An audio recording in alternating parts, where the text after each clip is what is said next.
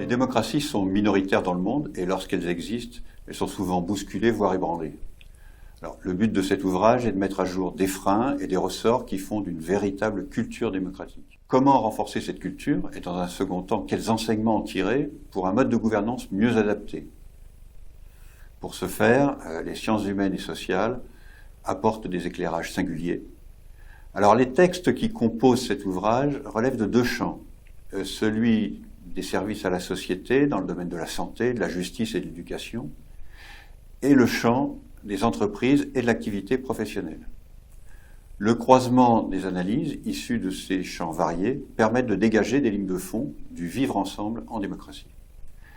Les travaux relatés ici s'appuient le plus souvent sur des recherches-actions collaboratives, lesquelles associent des chercheurs et des citoyens que l'on peut qualifier de profanes en recherche, assurant ainsi une cohérence entre la démarche et l'objet d'étude. Un premier texte de Sofiane Bendifalla interroge ainsi les liens entre le niveau de démocratie et l'état de santé d'une population. Ensuite, Catherine Tourette-Turgis, qui a créé le premier diplôme universitaire pour les patients experts, questionne dans un autre texte les rapports entre l'expertise des soignants et le malade.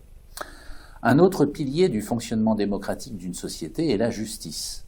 Idal Laerte-Snelsvar et Leonardo Vieira montrent au travers de plusieurs recherches-actions collaboratives conduites auprès des juges au Brésil les effets de l'organisation du travail sur la santé des juges, sur le sens de leur travail et au-delà sur les relations de confiance entre le système judiciaire et la population. L'éducation est aussi un creuset majeur de la démocratie. Amdoussi, au travers de l'éducation populaire, interroge dans son texte les problématiques actuelles d'éducation des jeunes en difficulté au travers de recherches-actions collaboratives. S'agissant du milieu des entreprises, Michel Liu reprend dans un premier temps les éléments historiques de la création des démarches de recherche-action et tout particulièrement de son père fondateur, Kurt Lewin, pour en présenter les avantages et les limites.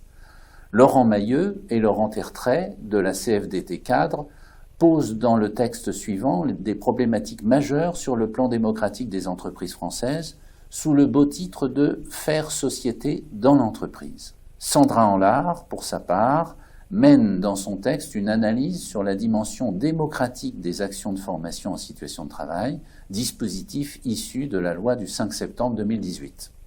Enfin, dans un dernier texte, François Gallon étudie un management basé sur la collégialité et la subsidiarité dans le cadre d'une entreprise de taille moyenne dans le domaine agroalimentaire, entreprise développée à l'international.